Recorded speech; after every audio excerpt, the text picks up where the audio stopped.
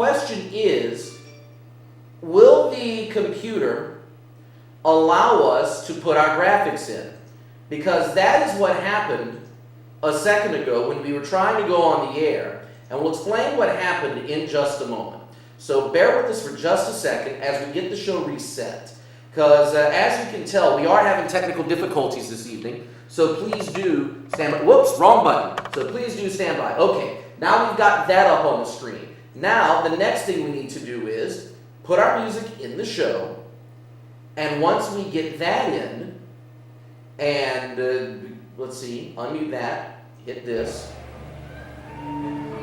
There we go. Now we've got the show underway now. Live from the AOC studios, deep in the heart of downtown Lafayette, Louisiana. It's fun, it's excitement, it's technical difficulties at the top of the show. Of course it would happen on our first time back after a 3-week hiatus.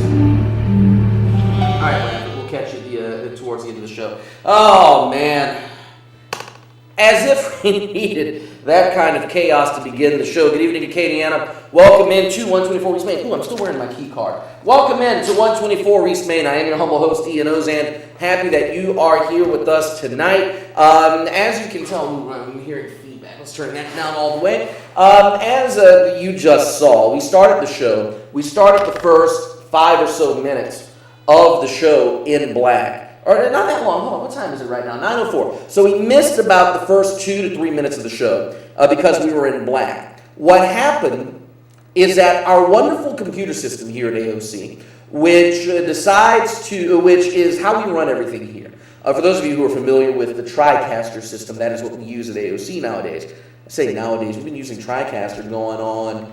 Let's see. We started 124EMain back in 2008. We've been on TriCaster since the second full season, which would have been 2009. So we've used TriCaster here a little more than 6 years now at AOC. And as TriCaster is sometimes wont to do, it decided to crash on us right before the show. Now the thing with TriCaster is normally when it crashes, it'll give us 15, 20 minutes, sometimes a half an hour notice that it's going to crash. That way we can reboot. This time TriCaster decided to die on us 30 seconds to airtime. So we had to reboot everything, and that meant we lost the first couple of minutes of the show. But thankfully TriCaster cooperated with us, and we are here in your living rooms. Hopefully we're in your living room tonight for this edition of 124EMain. Again, I'm Ian Ozan. Happy that you are here with us. We've been gone for the last couple of weeks because of Mardi Gras, and we were supposed to be here last week and week before. But for those of you who may have been on the parade route, for those of you who even followed KATC's Float Finder on Facebook and Twitter, I'm sure you know by now I was the Float Finder, so I couldn't be in 2 places at once. We couldn't be here, we couldn't be on the parade route as well, so we missed the last 2 weeks, but we are back tonight. The schedule will be a little bit hectic. We have Ice Gators games for the next couple of weeks. Matter of fact, we'll go ahead and pull that schedule up right about now. We'll go ahead and pull that schedule up, and once we have it, we'll let you know when we'll be here and when we won't. But the good news is with Ice Gator season ending in about 4 or 5 weeks from now, with the regular season ending, the playoffs coming up, that means that we here at 124EMain will be back on the air in a more regular slot. So 1st of April, or once we get to the beginning of April, we will be back on weekly here on the Acadiana Open channel. Let's see. Tonight, of course, we are here tonight. We are here next Saturday night. So we'll be here next Saturday, barring anything out of the ordinary. We'll be off on Saturday the 6th. We will there is an Ice Gators game at home that night. We'll be back on the 14th and the 20th of March. We'll have 2 shows in March. And then, our final show that we should be out will be the 28th of March. And then after that, depending on what the playoff schedule looks like for the month of April, in the SPHL, where the Ice Gators fall and what their schedule looks like will determine. But again, we will be here, we will be here next weekend. We'll be here 3 of the next 4 weekends. That is the good news. So we will be here. Tune in. Apparently tonight we are on AOC 2, which is the other thing that I mentioned. Somebody left the fan here. Is this a fan? I don't know. It's not plugged in, so I can't do anything with it. But we will be here for 3 of the next 4 weekends. And, of course, we are here tonight. For those of you who do want to get in, the phone number is right here, 366-8950. Again, that's 366. Oh, wait, there we go. Now the finger's in the right place. 366-8950. 366-8950 is the phone number. And, again, we are live. This is the 21st of February of 2015. A little bit of housekeeping, of course, will be here the next few weeks. Mark Allen Pope will be here. We're going to try and get him on next week to talk about trash. Lots of initiatives going on in the city of Lafayette, and a lot of you always have questions about trash pickup, about recycling, as it affects you as residents of the city and the parish of Lafayette. So we will have Mark Pope on the show, hopefully next week.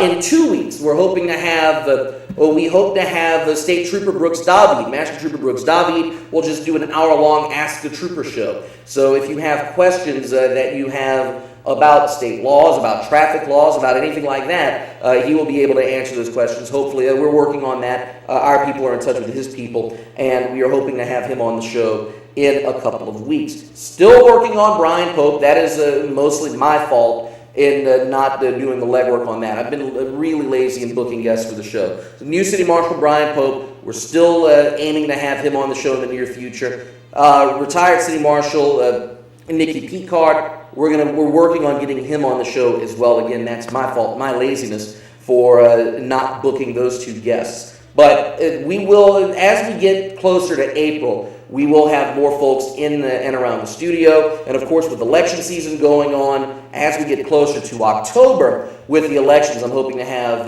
many of the candidates and more of the players in studio. Louis Benjamin's another person that we're hoping to have on the show in the near future. I ran into Louis not too long ago, and he said he's game to do the show. So just a matter of, getting a time set and getting him in the room as well. And when we do those shows, we may have to move out of our confines here, because this is a good space for one person. But when you've got multiple people, I think we may have to go into the bigger studio and into the bigger room to make those shows happen and to make sure that we have everything go the way they are supposed to go. 366-8951 is the phone number. We'll start off with a little bit of sports news this evening. Anthony Davis, for those of you who may have missed it, he injured his shoulder again tonight. He's out for the remainder of the game. I just hope for New Orleans Pelicans' sake that AD comes back and he's healthy. I don't want to say that the season that you can write this season off yet, but every game that the Pelicans go on, and every game that AD is out, and the more and more that Anthony Davis misses because of his bum shoulder, you have to wonder whether or not this season is a wash, and whether or not the Pelicans should just call it a year and start tanking to get a good draft position. But chances are they're going to wind up out of the playoffs and getting a lottery slot. But the question is, do they intentionally tank and try to pick up a better lottery position? Not sure whether or not if you're the Pels, I don't know. Do you sacrifice? Do you keep playing hard and trying to? Do you keep going and keep trying to pick up that playoff spot or not? The good news for the Pelicans, even without Anthony Davis, they still won this evening, 105-91. They beat the Miami Heat. Miami Heat with issues themselves. Chris Bosh is out for the remainder of the year with blood clots in his lungs, which that is, we knew there was something wrong with Bosh. He had been hampered. He wound up going to the hospital, to the emergency room. Blood clots in the lungs. I don't think anybody expected that. We hope he gets better soon. We hope that he's able to get back and play next season. Going back to the Pelicans, though, at one point they were in contention for the 8th spot in the West. Right now they're in 10th place in the Western Conference. They're back at 500 with the win tonight. They're 27-27, but there's still a chance that they could get in the playoffs. So maybe they don't tank yet. They're at 500. They're 2 games below Oklahoma City, who right now has the 8th seed in the NBA Western Conference. Phoenix is a half game back of OKC, and the Pels right now a game and a half back of Phoenix in 2 full games behind Oklahoma City. So the Pels still have a shot, but again, playing 500 ball most of the season, not going to get you anywhere near a playoff run, not going to get them where they want to go. The Louisiana Ice Gators, switching gears and jumping to hockey, the Ice Gators playing tonight. I don't have a final score from their game in Columbus yet. We hopefully should have a result in just a little bit. But the Louisiana Ice Gators, this coming Friday night, trying to set the record in the Southern Professional Hockey League for the biggest single game attendance. They're trying to break the record for most fans in the stands in a single game. They're trying to pack 10,000 people into the Cajun Dome. And to do that, they are opening up the 300 level. This is the first time that the Ice Gators have done this in their SPHL incarnation, the first time that they've done this since the team was resurrected back in 2009. Again, if you are a fan of the Ice Gators, even if you've never seen an Ice Gator game, this is about the right time of the year to go see them, as they're coming up on the playoffs. The Ice Gators are still right now in the playoff picture, despite their 5-game losing skid, which, again, that's entering tonight. I don't have the result for tonight's game just yet. The Ice Gators are the 6th seed in the SPHL right now, and only 6 teams this season, only 6 teams are getting into the playoffs. So the Ice Gators are the 6th seed entering tonight, and barring some unforeseen collapse at the end of the year, they will be in the playoffs. We just don't know exactly where. But if you want to catch an Ice Gator game before the playoffs, not many games left to do so, this is probably the one that you'd want to go see. Again, trying to set an SPHL record for single game attendance. They're trying to put 10,000 people in the Cajun Dome. That's this coming Friday night. Game time is 7:05 against the Pensacola Ice Flyers. And of course, the Ice Flyers, one of the Ice Gators' biggest rivals. Go ahead, if you wish, again, Louisiana Ice Gators website, icegators.com. You can find all the information over there. Again, per the rules here at AOC, we cannot give you prices. We cannot do calls to action, but I can tell you that all the pricing information is at icegators.com, along with the contact information and the phone number and how you can order your tickets. And, of course, Cajun Dome Box Office has those tickets as well on game day, assuming there will be any left. But the Ice Gators trying to put 10,000 folks in the Cajun Dome. That's this coming Friday night over in the Cajun Dome as the Ice Gators take on the Pensacola Ice Flyers. Baseball, a couple big wins today against Stony Brook. Big weekend against Stony Brook. And the Lady Cajuns, I should say the Raging Cajun softball team, what can you say about them? You've got Jordan Wallace back in prime form. I forget the statistics. She's pitched, 30-something innings. She already has 70 strikeouts on the year. You've got Christina Hamilton, who is back in form once again and looks like she'll have another outstanding season. You've got a couple young pitchers in that rotation that can come in relief and start games when Wallace and Hamilton can't. You've got a good young freshman core. You've got a young team this year, and a year that was supposed to be a rebuilding year for Michael O'Teef and crew. And they are coming out and absolutely shellacking the competition early on. This is maybe one of the most special starts of a year that we've seen with UL. And again, this is a team that started the season ranked in the top 10 of the national polls. They're up to, I think, they started where? 9th? And I forget where they're up to now. But a team that has done phenomenally well in the early going of this season. And Michael O'Teef, who early on was downplaying the season. It's a rebuilding year. We've got a lot of youth. We have to rely on our pitching. They're doing good so far. They've gone undefeated. And that's including tonight. They've gone undefeated, through the Louisiana Classic, through the Mardi Gras Classic, the Raging Cajun Classic is this weekend. The Cajuns have played, they're 4-0, 8-0. They are now 11-0, if my math is right, on the young season. And they still have a long, long way to go. That said, let's not book our tickets to the College World Series just yet. We still have a long way to go and a lot of season left to play. But this team certainly looking like they'll be in contention once again this year. 366-8951 is the phone number. Go ahead and give us a call if you're out there. If you're watching, please let us know that you're watching. 366-895. Oh, excuse me, I gave the wrong number. It's 366-8951 is the number. We are in the big room tonight. 366-8951 is the number that you do need to dial. Manny Pacquiao and Floyd Mayweather. It's finally going to happen. Which means that night, May 2nd, we're not going to be on the air. We will be watching Manny Pacquiao and Floyd Mayweather. It's a shame because this fight is happening 5 years too late. This is a fight that would have made even more money, that would have drawn even more press attention, and a fight that would have had a little bit more mystique and a little bit more prestige 5 years ago. Now, granted, Floyd Mayweather is still undefeated, though he's been fighting a bunch of paper challengers, and dare I say he's a paper champion, because he's not fought much of anybody over the last couple of years. Manny Pacquiao, and that knockout that he suffered a couple of years ago during the Christmas season, it was back in 13, was it? December of 13, where he got pie-out and laid out. Took away some of the flash, some of the fire that Manny Pacquiao had. Until then, he seemed invincible. He seemed untouchable. And then he got knocked flat on his behind.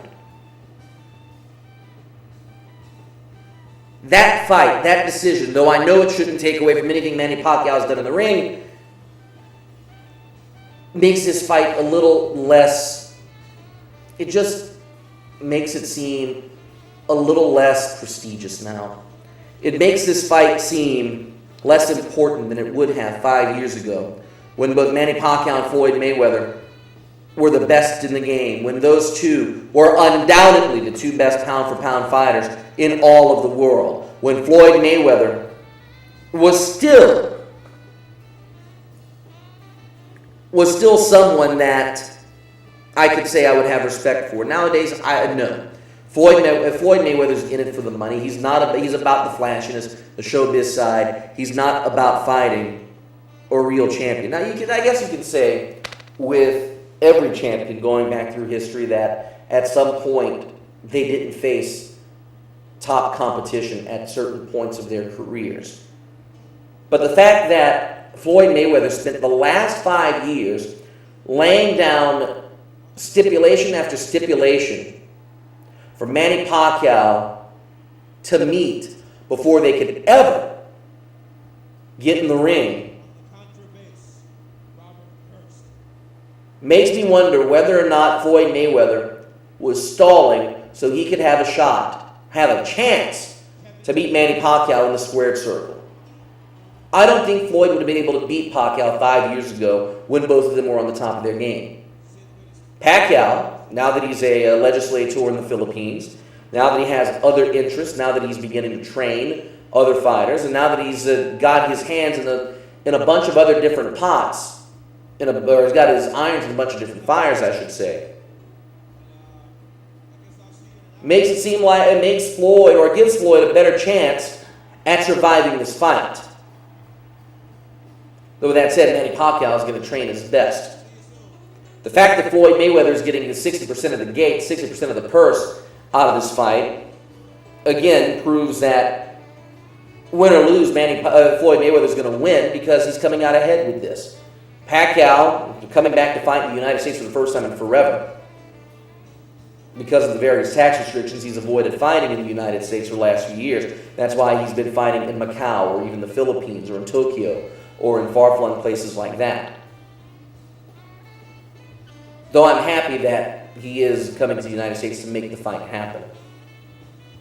Pacquiao's been waiting for it. Freddie Roach has been waiting for it. We here in the boxing world have been waiting for it as well. Now the question is, will it be HBO or Showtime to carry the fight? We'll have to wait and see. Got to give those networks credit. They've worked very hard and very well together in the past. Case in point, Lewis Tyson is on back in 2002 when HBO, I think it was, won a coin toss to broadcast the fight. And much like Lewis Tyson, the two ring announcers for the two networks, Jimmy Lennon Jr. for Showtime and Michael Buffer for HBO, will split the ring announcing duties for the fight and for the telecast, which two of the greatest voices ever to step foot in a boxing ring together in one night on one card. Just as a fan of ring announcers, I'm stoked for this to happen. Not every day did you get to see two of the best in the business in the ring. Not just Manny Pacquiao and Floyd Mayweather, but Jimmy Lennon Jr. and Michael Buffer. It's showtime and let's get ready to rumble? Absolutely!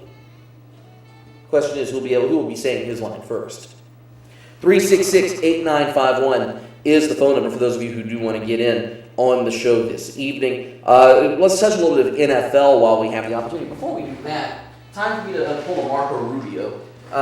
We have water, and we have a cup, and I completely forgot to fill up before we started the show this evening. Yes, this is high quality H2O. It is not spiked, despite what some people might tell you. Again, this is high quality H2O. We do have to follow the rules of AOC and make sure that all it is high quality H2O. Unlike other shows that spike their coffee, we do not. While I'm at it, I got to thank the folks over at Rochetto's and Scott earlier this afternoon. Great hospitality over there. Thank all of you for keeping us fat and happy here on 124EMain. NFL, not much in the way of the world. So I will say this: somebody owes me $50 after making a bet that Rob Ryan would not return to the Saints next season. He's coming back, so you know who you are. I will take cash or money order. Los Angeles in the NFL. The National Football League, once again, and some of the teams are using the Los Angeles metropolitan area as the carrot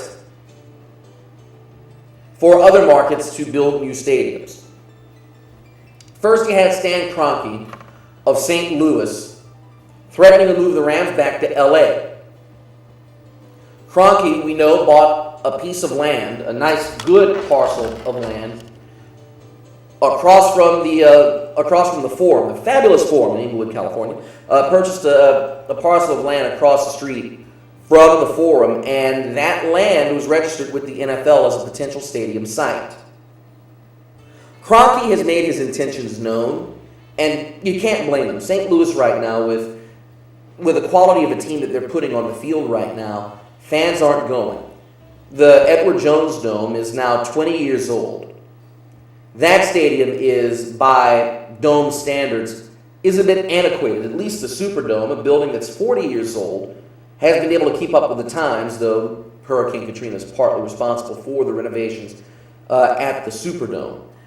But that's neither here nor there. You look at the Edward Jones Dome, 20 years old now. It's cavernous, it is dark, and it doesn't have many of the amenities that other modern luxury stadiums in the NFL have. Kroenke, again, because fans aren't going, threatened to move to Los Angeles, and the Rams make the most logical choice to move back to LA. They have a history there. They played there. That team was so closely associated with Los Angeles for 40 years before for 50 years before they moved to St. Louis. Because the Rams moved from Cleveland to LA back in the mid-1940s, 1945, 1946, somewhere around there. The Rams were so closely associated with the city of Los Angeles that it's still hard to believe, 20 years later, that they're playing in St. Louis. Thank you, Georgia Frontier. The Rams, though, I don't see them moving anytime soon. And part of the reason is St. Louis is now coming forward with a plan to build a new football-specific stadium for the Rams, much like the Cardinals got with brand new Busch Stadium. Busch Stadium, this is what, Busch Stadium 2 or Busch 3? I forget which number it is. But at any rate, the Cardinals about 10 years ago got their brand new stadium. The Rams, or at least the city of St. Louis, is pitching to the Rams, building a brand new stadium for them to keep them in town. And if St. Louis comes through, Kroenke is going to have no choice but to keep the Rams there. Despite his desire to move to LA to make more money and to capitalize on that market.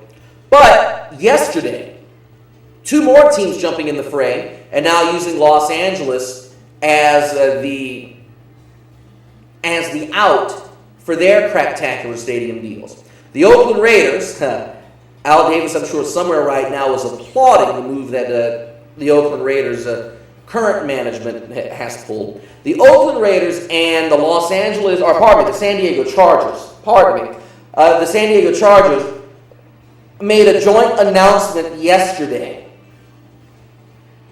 that they are working together to build a stadium, a joint venture between the Chargers and the Raiders to build a stadium out near Carson City, which is in the LA burbs. It's just south of LA. It's still Los Angeles County. It's not Orange County. It's still in LA County. But they're looking at building a stadium in Carson City, which if I'm not mistaken, when the LA expansion group applied for the 32nd franchise back in the early 2000s, the stadium that they had proposed would have been built in Carson City, or not Carson City. Carson City is the capital city of Nevada.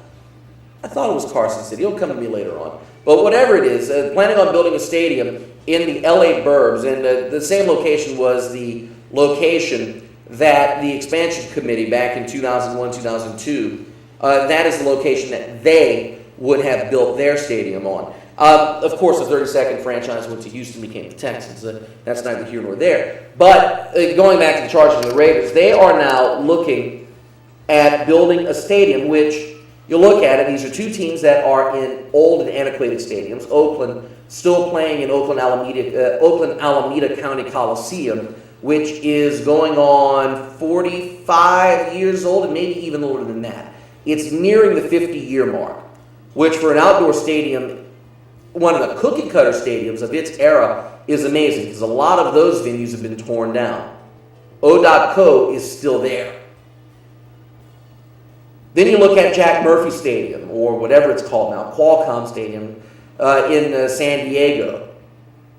Another cookie-cutter stadium that's been around for longer than 40 years, and again, by NFL standards, is antiquated, is out of date, and should have been torn down a long time ago. But San Diego, not wanting to pony up the money to build the stadium, now has San Diego Charger executives looking. Now, while it may seem a little bit out of the normal for these two teams to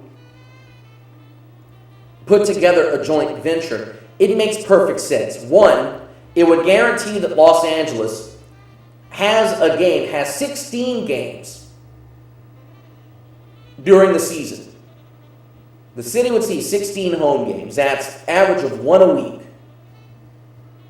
You would have the Chargers and the Oakland, again, should they move, you would have their 8-game home slate, plus the two teams as part of you would have the 7 games that those two teams play, not against each other. Those 14 games plus, since they're in the same division, those two teams playing against each other at home in that building twice a year. Easy sellout there. These are two teams that have been rivals going back to the days of the American Football League. These are two charter franchises of the old American Football League. And what's more, these two teams have histories in Los Angeles. Of course, with the Raiders, we know their history there. They won a Super Bowl there while playing during their run. They played there from 82 to 94.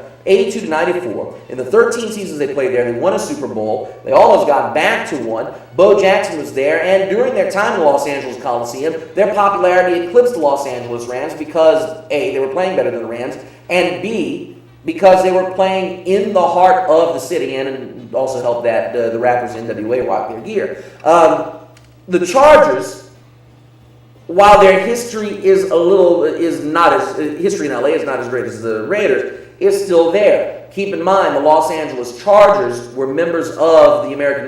Los Angeles Chargers were inaugural members of the AFL. They played a season or two in Los Angeles before finally moving to San Diego and settling there because they couldn't compete against the Rams of the NFL, which is the only reason why the Chargers wound up moving back down to San Diego.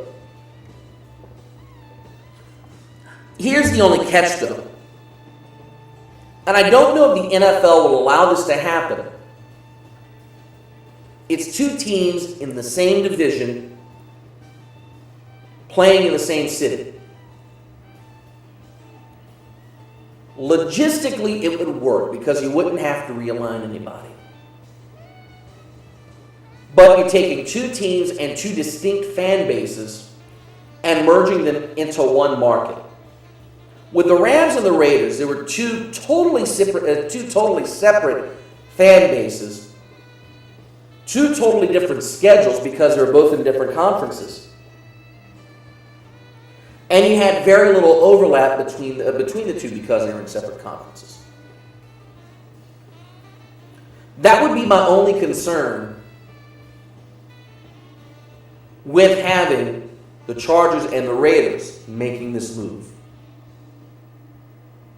Two rivals, same city, same division, same conference. In the NFL, that has never happened before. The NFL, and even going back to the days of the American Football League, or at least in modern NFL, AFL history, you've never had a division, or a conference for that matter, with two teams in the same city.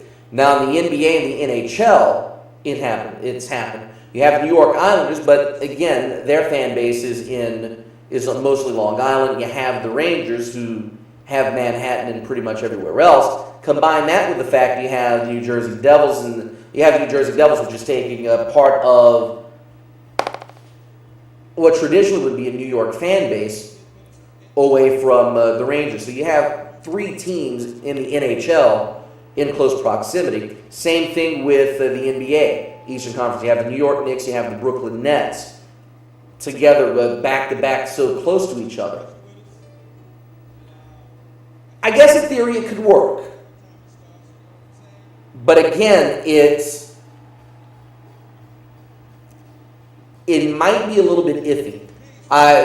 San Diego's a great city for sports. It's a great football town.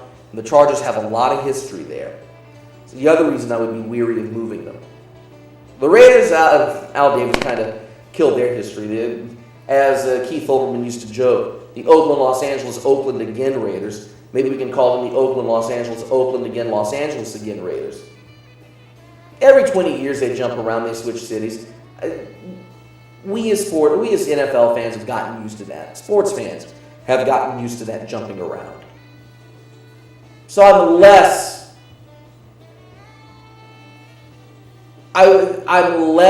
averse to a move, or a Los Angeles or Oakland Raiders move to Los Angeles. And then 20 years from now, we'll see the Raiders move back to Oakland. Which leads to the question, come on, Raiders, can't you just split the cities? Oakland/Los Angeles Raiders. Like half your games in Oakland, half your games in Los Angeles. Put your headquarters somewhere in the middle of the state, split the distance. Somewhere like Barstow. Nah, I wouldn't wish that city on anybody. 366-8951 is the phone number for those of you who are watching the show this evening. We were supposed to have hecklers and prank callers and all that jazz, but apparently those people forgot.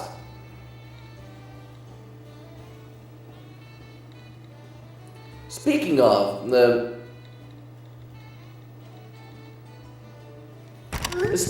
I almost forgot to mention this. By the way, we're halfway through the show. For those of you who are just tuning in, this is 124EMain. I am Ian Ozan. Happy that you are here with us tonight. We are live on the air. This February the 21st. 366-8951 is the phone number for those of you who do want to get in. Forgot to mention this. Our good friend Alex Labad, he is the weekend anchor over at KGC TV3, celebrated a birthday the other day. Happy birthday, Alex. I hope you enjoyed your 21st. Got a chance to go with him and with festival correspondent Daniel Phillips to see Dr. John over the Hyman Center on Thursday night. Fantastic show, although it started about 45 minutes late. I would imagine that Dr. John was pre-gaming. Certainly seemed like it when he was on stage that he may have partaken in a little bit of pre-concert festivities, if you get my drift.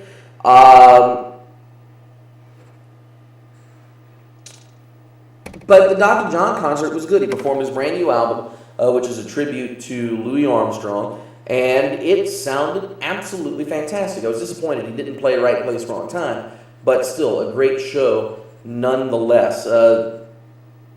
Haven't gotten a chance to buy the new album just yet, but we will do that whenever we get the chance. Whenever we get a chance to do it. We've got 20 or so minutes left in the show, so we'll go ahead. We'll turn the knob, and we'll get to the topic of the evening, and the topic that we've been dodging so far tonight, and it's Oklahoma. What have you done? And the reason that we say Oklahoma, what have you done, is twofold. Now, I'll start anecdotally here. We always joke in Louisiana that thank God for Mississippi, because without Mississippi, we'd be last in everything. Well, today we should be thanking God, or whatever we thank, whether you're Lucky Stars, God, or whatever it might be. Whatever it is, we should be thanking him or her for Oklahoma. It's hard to believe that another state could make Louisiana look good politically. After all, our illustrious Governor Bobby Jindal is running around flip-flopping on issues left and right, depending on where he is. If he's trying to cater to Louisiana voters, he's talking about how he's anti-Obamacare, anti-Medicare, anti-Common Core, anti-anything that may come out of Washington. But while campaigning for president, the man loosens up on his beliefs. At least Oklahoma is consistent with what they believe. At least Oklahoma is consistent in their sheer stupidity. And at least Oklahoma is around to make Bobby Jindal look just a tad bit better in the grand scheme of things. This past week, Oklahoma managed to make even some of the staunchest conservatives go, huh?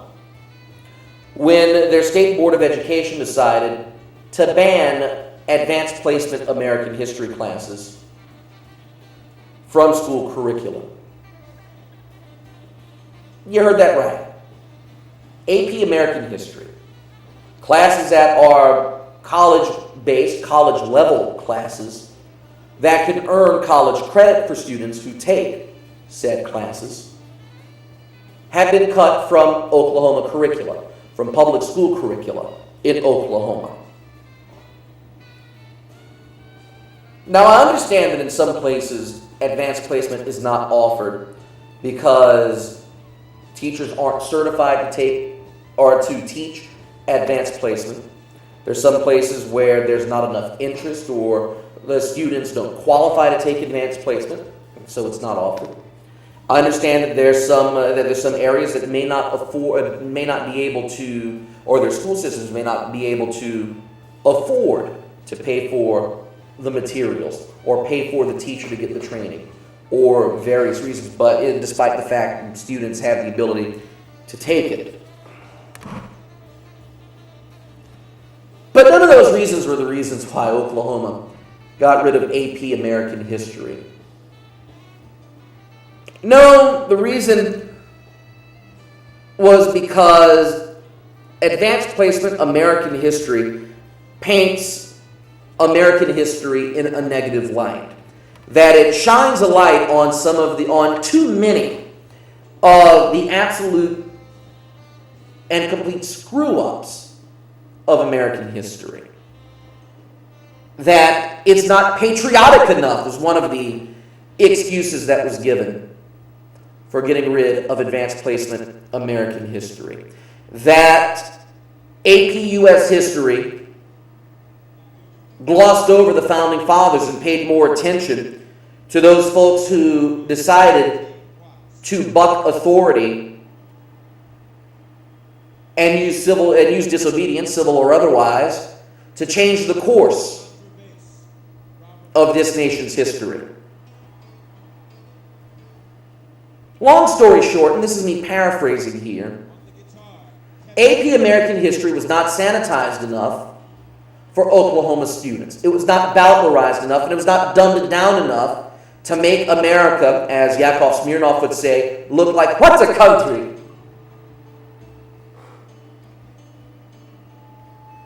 And because of this, the powers that be and the complete geniuses that decide the educational path of students in Oklahoma decided to get rid of American advanced placement American history. What's next? You're going to get rid of advanced placement English because your style of speaking does not meld with whatever advanced placement English teaches. You're going to get rid of AP English because of a piece of literature that may be studied does not conform to your beliefs or conform to your belief of what great literature is, or God forbid that advanced placement English,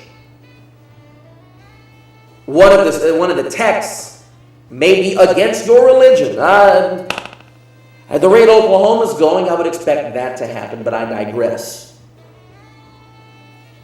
And it's absolutely astonishing and absolutely amazing. And Ray Green and I have this discussion regularly on this program about the Constitution, about what it is. And while Ray and I may agree and disagree on certain aspects of the Constitution, we do agree on one thing, and that is the education of early American history and educating folks on the Constitution is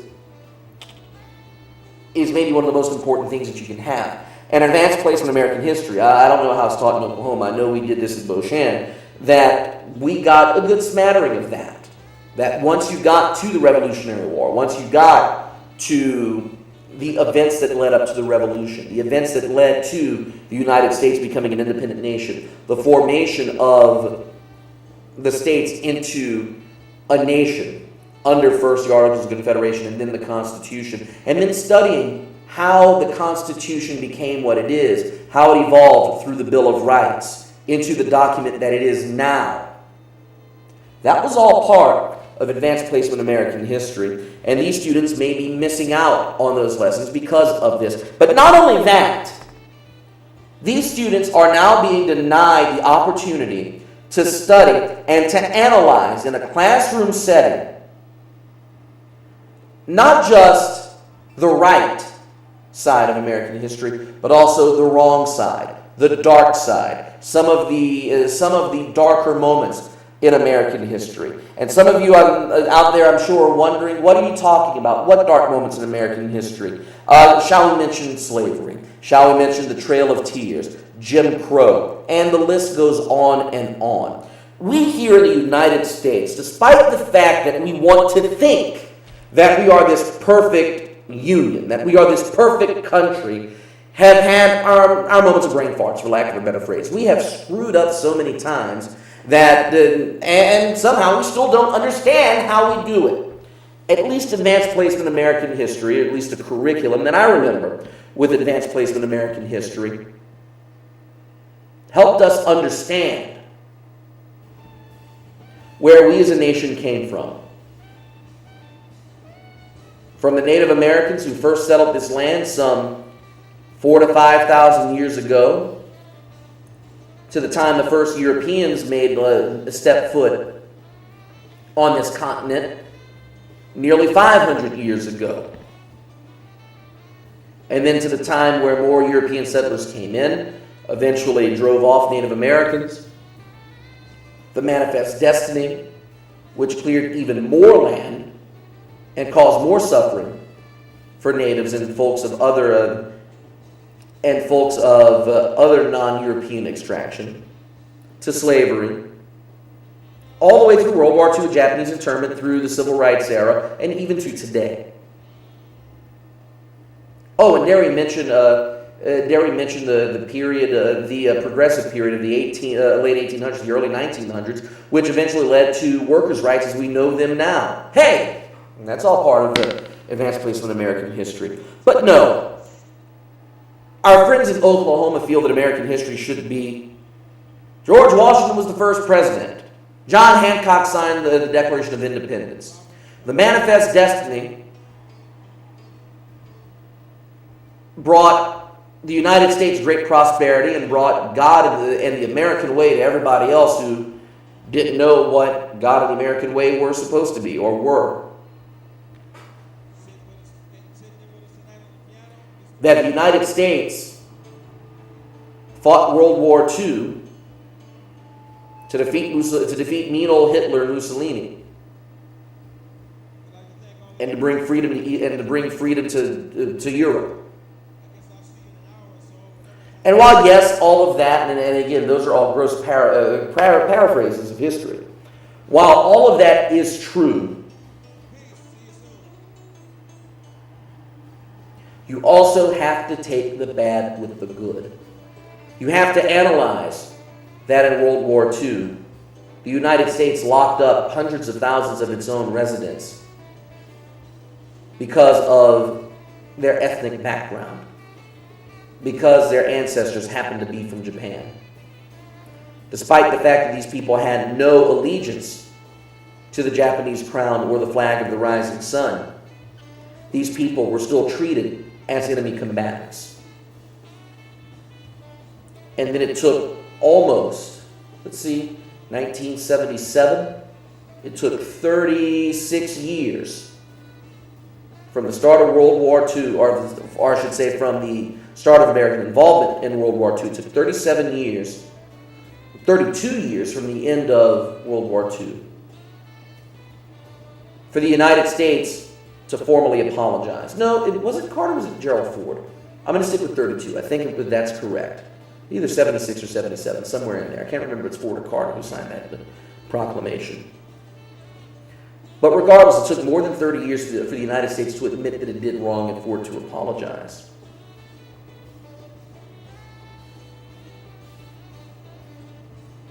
That has to be taken into account when you study American history.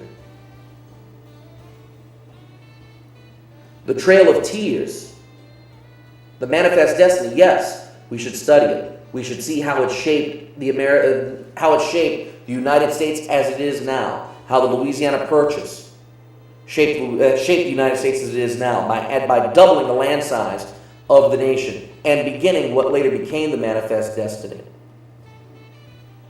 resulting in later the annexation of Texas, going farther west to California, then north to Oregon and Washington, to Seward's Folly in Alaska in 1867, and then from everywhere else and how the rest of those territories later became the United States, the continental United States. Yes, we need to study that, but we also have to understand and recognize and study how that same Manifest Destiny and how American exceptionalism and American desire to expand its land claim forced so many Native American tribes to flee west, caused many of them to die during their trek from Georgia and Florida and Alabama to Oklahoma and Texas and points west.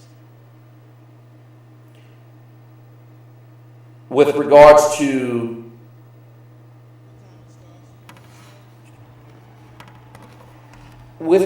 anything in American history, we have to look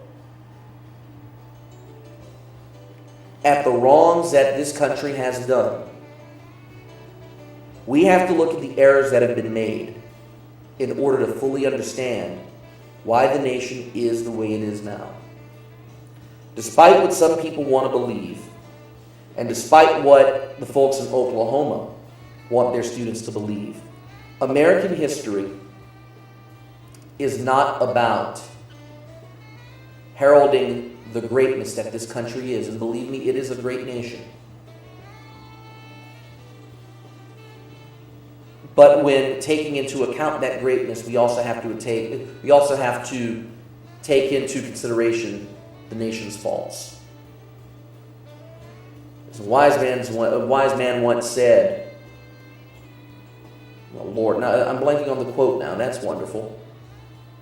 Those who don't know their history are doomed to repeat it. There we go. That's the line we're looking for. And the fact of the matter is, Oklahoma and its Board of Education are setting its students up for failure by not allowing them to study the full history. Now, I hope that even though AP American History is now verboten in Oklahoma, that the good teachers there will continue to teach American history the way it should be taught. Continue to teach the wrongs along with the rights. To continue to teach the full spectrum of what this great country has to offer in its vibrant history.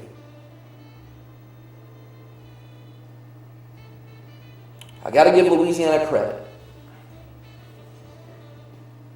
Despite some of the calls and some of the crazies that are around here, those people who want to think that education should be sanitized and that education should be dumbed down for the current generation and generations to come. It has not happened here yet. Teachers still, or at least so it seems here in Louisiana, have the freedom to teach not just history, but science and English and other humanities the way they should be taught, and that is unfiltered, unfettered, and with the critical eye. Oklahoma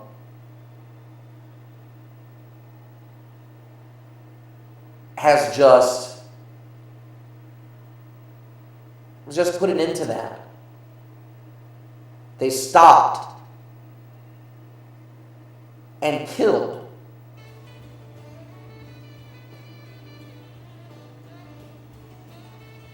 any chance that these students had for gaining an appreciation and a true knowledge of American history. All because one person, or I should say a group of people, disagreed with the version of history that was being taught.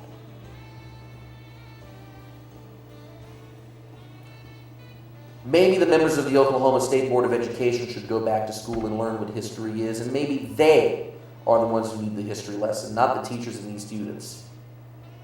Because it seems like the teachers and the students have their stuff together. Members of the Board of Education, not so much. That's it for the show tonight. Let's go ahead and start up Branford Marsalis here and get the music playing. That'll do it for us tonight. We're off the air. It's time for us to go on home and call it a night. God willing, if the checks don't bounce, I'll see you back here next Saturday night. We'll be here from 9 until 10, and again, we'll be off the week after and then back for another 2 weeks after that. Until then, I'm Ian Ozan reminding you, don't take life too seriously. You're not getting out alive anyway. Good night, everybody.